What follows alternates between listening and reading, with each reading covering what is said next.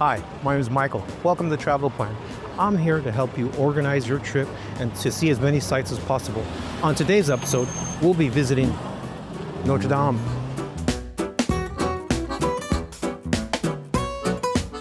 However, I'm standing from the Louvre. Standing here because this is a great spot to start our walk because it's central and well known.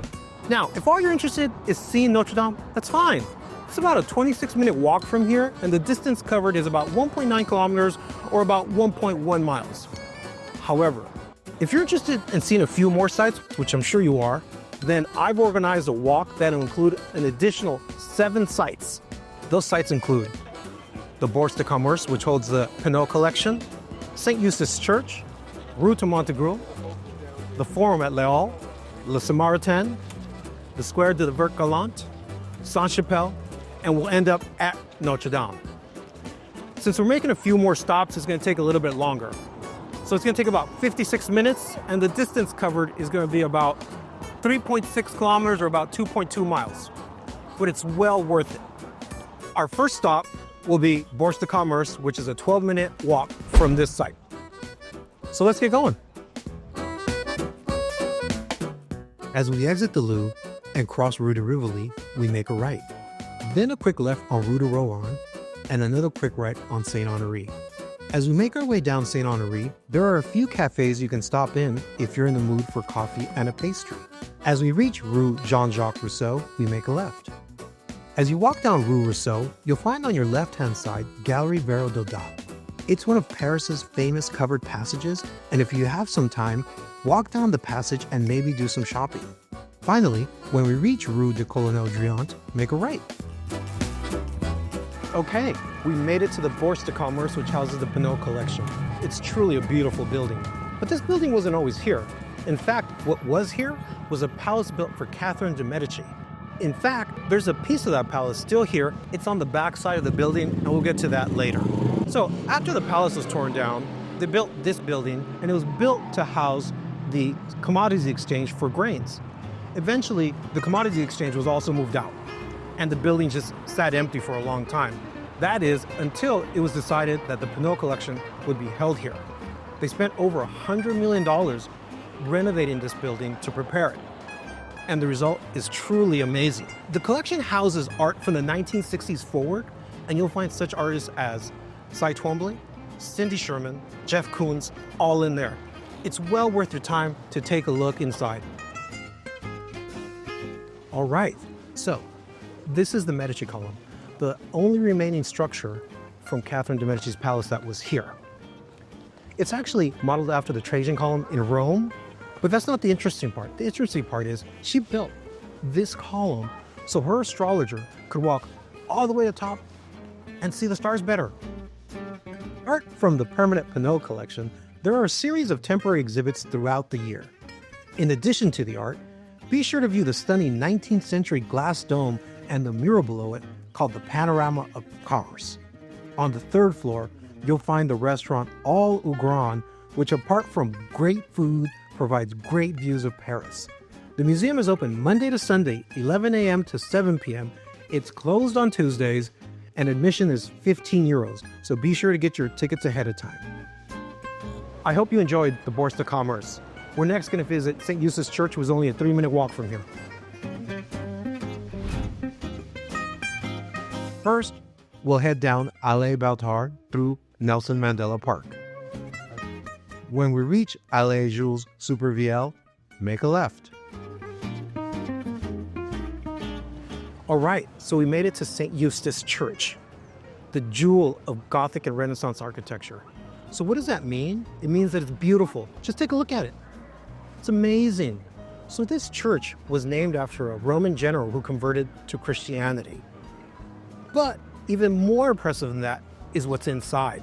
You'll find some paintings by Rubens. There's some modern artwork also by Keith Haring called The Life of Christ. Also, you'll find one of the biggest organs in Paris with over 8,000 pipes. Supposedly, it takes about 3 months to clean. Architecture and art aside, the church has a long-standing tradition of classical music. Composers like Verdi, Liszt, and Berlioz chose to play their compositions here in order to benefit from the spectacular acoustics. Symphonies and orchestras perform year-round in addition to the free concerts every Sunday afternoon from 5:30 p.m. to 6 p.m. The church itself is open Monday through Friday, 9:30 a.m. to 7 p.m., Saturdays 9:15 a.m. to 7:15 p.m., and admission is free. I hope you enjoyed St. Eustache. We're next going to go to Rue Montorgueil. It's only a 2-minute walk from here.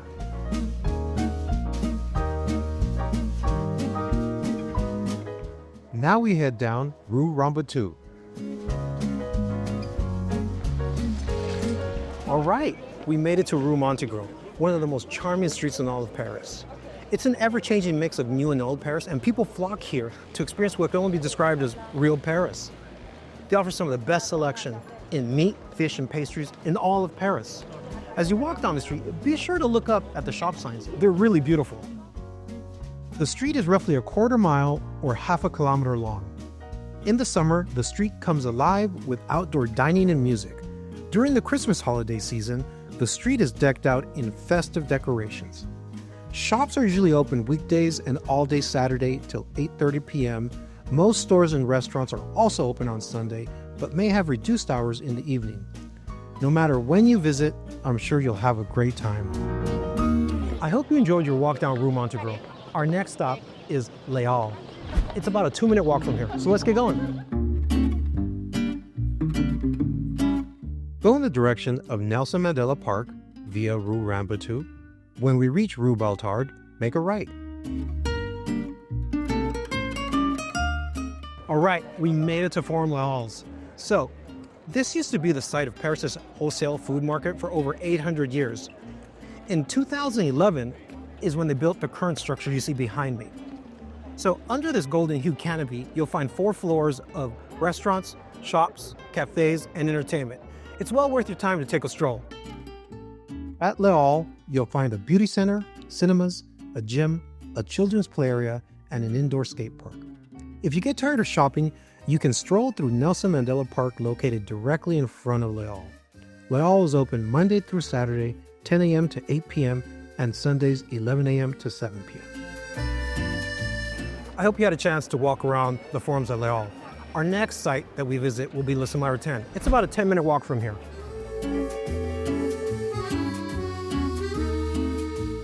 Keeping Les Halles on your left, continue down Rue Beltard. Make a right on Rue Berger. Make a left on Rue Provers.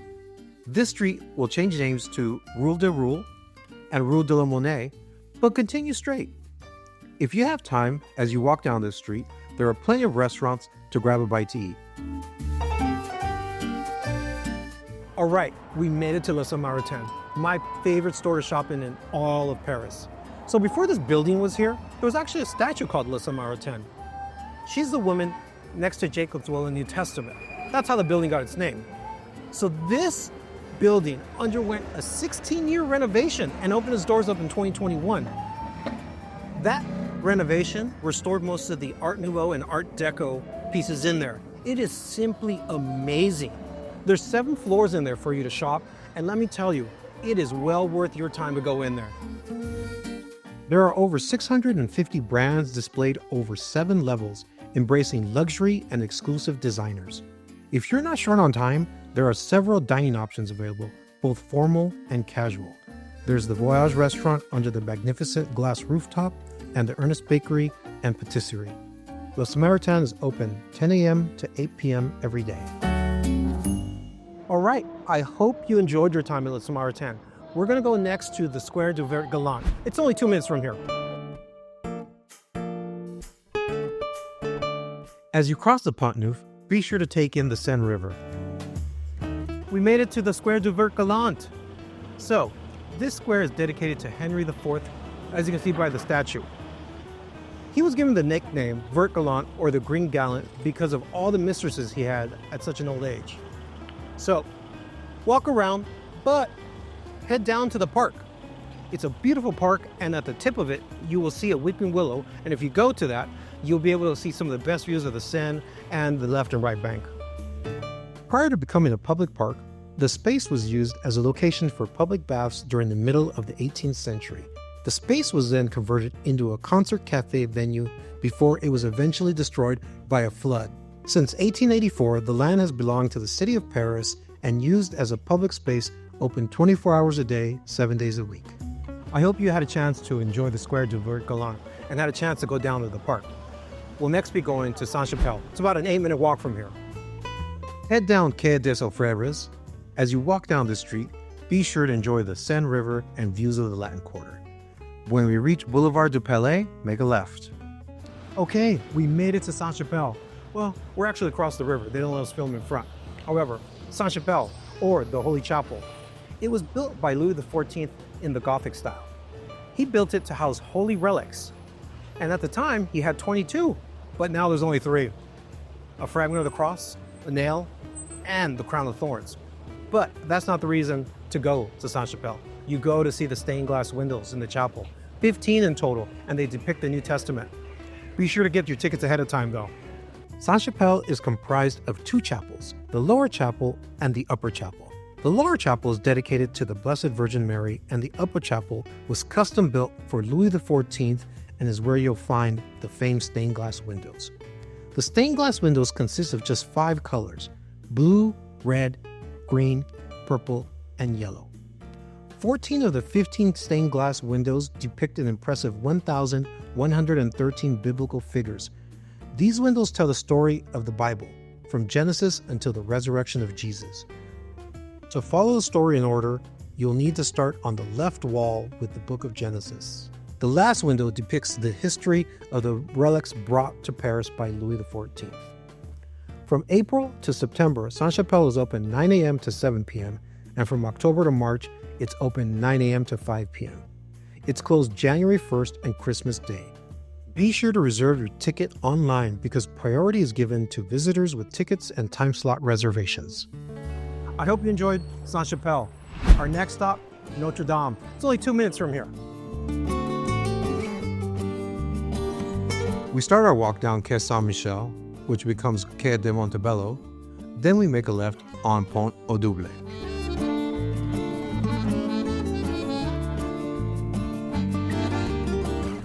Okay, here we are, Notre Dame. It means Our Lady, and it's dedicated to the Virgin Mary. So this cathedral was dedicated in the 12th century by Louis XII. It is considered the finest example of French Gothic architecture. The Gothic style introduced the innovation of flying buttresses. This allowed for buildings to be built higher within the walls, with previous buildings requiring thicker walls. Once the buttresses were in, it allowed for the large 3 stained glass windows to be installed that allowed light into the church. In front, you'll see 2 bell towers. These made Notre Dame one of the tallest buildings until the Eiffel Tower was built. However, the tower on the south is a little more famous. It houses 10 bells, the largest being called Emmanuel. It has rung in the coronation of kings as well as marked the end of the world wars. However, its true claim to fame is that the Hunchback of Notre Dame lived there, Quasimodo. Further down the front of the building, you'll notice that there's 3 portals. The portal on the left is called the Portal of the Virgin, and it depicts the life of the Virgin Mary. The center portal, the Portal of the Last Judgment, depicts the Last Judgment. The portal on the right is called the Portal of St. Anne, and it depicts episodes from the childhood of the Christ child. As you enjoy Notre Dame, be sure to visit the statue of Charlemagne in front of the cathedral. The statue is a popular landmark, but is also important for its allegorical significance. Charlemagne was of German descent, and his lineage led to the creation of France. The statue shows him holding his French scepter above his German crown, symbolizing France's claim to his legacy. The architecture of Notre Dame achieves the golden ratio, also known as the sacred geometry, in which the ratio between the height of the facade and its width must be as close as possible to the number pi. There is also a marker in front of Notre Dame known as the Compass Rose. This marker is meant to show that Paris is the origin of all roads in France. The Compass Rose is the exact spot from which all distances in France are measured. The gargoyles of Notre Dame are actually rain spouts which were added to the cathedral around 1240.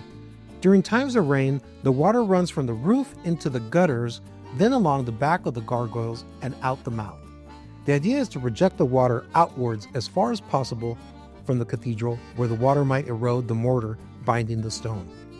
Notre Dame is open Monday through Friday, 7:45 a.m. to 7 p.m. and until 10 p.m. on Thursdays. Saturdays and Sundays, it's open 8:15 a.m. to 7:30 p.m. Admission is free. This is a beautiful cathedral, so please take your time, walk through it. I hope you enjoyed the episode, and please subscribe and like the video, and I'll see you on the next one.